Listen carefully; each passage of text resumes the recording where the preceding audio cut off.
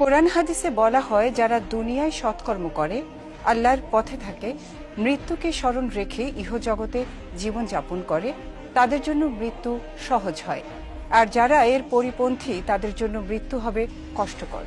তাই মৃত্যুকে স্মরণ রেখে রাসূল সাল্লাল্লাহু আলাইহি সাল্লামের দেখানো পথ অনুসরণ করা উত্তম। আরও জানাচ্ছেন শারমিন নিশু। মৃত্যু প্রতিটি মানুষের জন্য অনিবার্য, তাই জীবনযাপনের প্রত্যেক মুহূর্তে মৃত্যুকে স্মরণ রাখতে হবে। সেই সঙ্গে অনুসরণ করতে হবে রাসূল সাল্লাল্লাহু আলাইহি ওয়াসাল্লামের দেখানো পথ। এমনকি নবীজি সাল্লাল্লাহু আলাইহি ওয়াসাল্লাম মৃত্যুর পূর্ব মুহূর্তে যে দোয়াটি পড়েছিলেন, তা আমাদের জন্য দিক নির্দেশনা।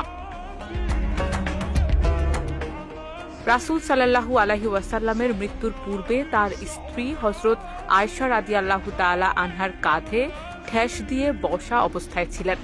এমন সময় আয়েশা রাদিয়াল্লাহু তাআলা আনহা এর ভাই আব্দুর রহমান রাদিয়াল্লাহু তাআলা আনহু সেখানে উপস্থিত হন।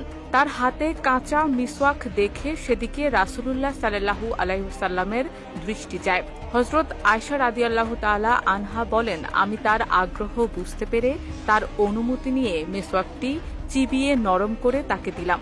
তখন তিনি সুন্দরভাবে মিসওয়াক করলেন এবং পাশে রাখা পাত্রে হাত ডুবিয়ে কুলিসহ মুখ ধৌত করলেন। এ সময় তিনি বলতে থাকেন, আল্লাহ ছাড়া কোনো উপাস্য নেই, নিশ্চয়ই মৃত্যুর রয়েছে কঠিন যন্ত্রণাসমূহ। এমন সময় তিনি ঘরের ছাদের দিকে তাকিয়ে হাত কিংবা আঙ্গুল উঁচিয়ে বলতে থাকলেন, হে আল্লাহ, নবীগণ, সিদ্দিকগণ, শহীদগণ এবং নেককার ব্যক্তিগণ, যাদের তুমি পুরস্কৃত করেছ, আমাকে তাদের সাথী করে নাও। এরপর তিনি বলেন, হে আল্লাহ, তুমি আমাকে ক্ষমা করো ও দয়া করো এবং আমাকে আমার সর্বোচ্চ বন্ধুর সঙ্গে মিলিত করো। আল্লাহ আমার সর্বোচ্চ বন্ধু। হযরত আয়েশা রাদিয়াল্লাহু তাআলা আনহা বলেন, শেষের কথাটি তিনি 3 বার বলেন। এরপর তার হাত এলিয়ে পড়ল, দৃষ্টি নিথর হয়ে গেল। তিনি সর্বোচ্চ বন্ধুর সঙ্গে মিলিত হলেন।